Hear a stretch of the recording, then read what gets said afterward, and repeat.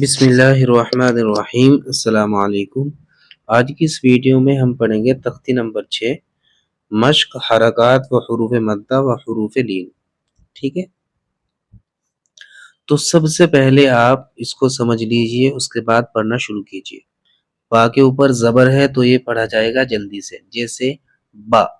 ٹھیک ہے، یہاں پر با کے اوپر کھڑا زبر ہے تو اس کی آواز اس سے ڈبل ہو جائے گی، با۔ ٹھیک ہے، اور با کے یہاں بعد میں الف ہے تو یہ الف مد ہے، تو یہ بھی اسی طرح پڑھا جائے گا جس طرح کھڑا زبر پڑھا گیا تھا، با۔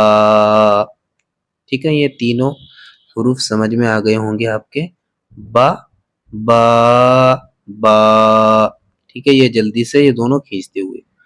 اسی طرح یہاں با کے نیچے زیر ہے تو یہ پڑھا جائے گا بی۔ ٹھیک ہے، اور یہاں پر با کے نیچے کھڑی زیر ہے تو یہ پڑھا جائے گا کھینچتے ہوئے بی۔ اسی طرح بالکل کھڑی زیر کی طرح یہ پڑھا جائے گا یا مد بی۔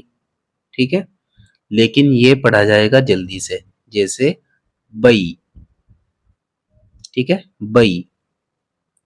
یہ تین حروف اور سمجھ لیجئے۔ با کے اوپر یہاں پر پیش ہے تو یہ پڑھا جائے گا بو۔ ٹھیک ہے، یہاں پر الٹا پیش ہے تو اس کی آواز ڈبل ہو جائے گی، بو۔ ٹھیک ہے، یہاں یہ بھی بالکل اسی طرح پڑھا جائے گا، واو مد بو۔ ٹھیک ہے، لیکن یہ پڑھا جائے گا جلدی سے، کیسے بو۔ ٹھیک ہے، یہ پڑھا گیا تھا بئی اور یہ پڑھا جائے گا بو۔ امید ہے یہ سمجھ میں آ گیا ہوگا آپ کے۔ اب ہم اس کی مشق پڑھتے ہیں۔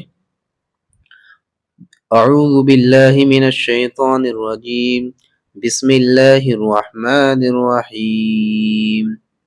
با با با، بی بی بی، بئی، بو بو بو، بو، جو جو، جی جی، جئی۔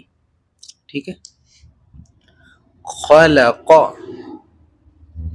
خلق، اذا وقب اذا وقب، وَإِذَا قُرِئَ، وَكَوَاعِبَ، عین نکالنا ہے یہاں پر، عین کا خیال رکھنا ہے، وَكَوَاعِبَ، فِي جِيدِهَا، یہاں پر یہ چھوٹی ہا ہے، فِي جِيدِهَا، يَقُولُ، بڑا قاف، يَقُولُ، فَعَقَرُوهَا، یہاں عین اور قاف اور ہا تینوں کا خیال رکھنا ہے آپ کو، فَعَقَرُوهَا، لا يموت فيها، لا يموت فيها، مآرب،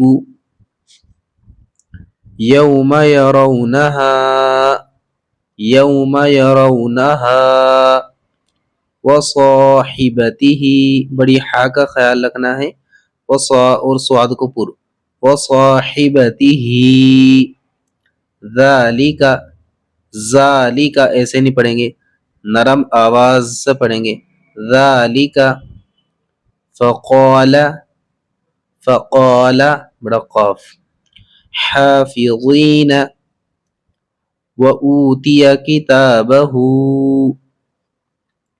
كَيْفَ فَعَلَ، وَلِيَدِينِ، أَوْحَى لَهَا، دونوں ہا کا خیال رکھیں گے، ٹھیک ہے، أَوْحَى لَهَا، بِمَا يُوعُونَ، عین کا خیال رکھنا ہے، بِمَا يُوعُونَ، وَطُورِ سِینِینَ، وَطُورِ سِینِینَ، اس کو ہم تا نہیں پڑھیں گے، طا پڑھیں گے، ٹھیک ہے، وَطُورِ سِینِینَ۔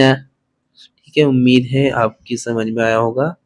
سبق نمبر 6۔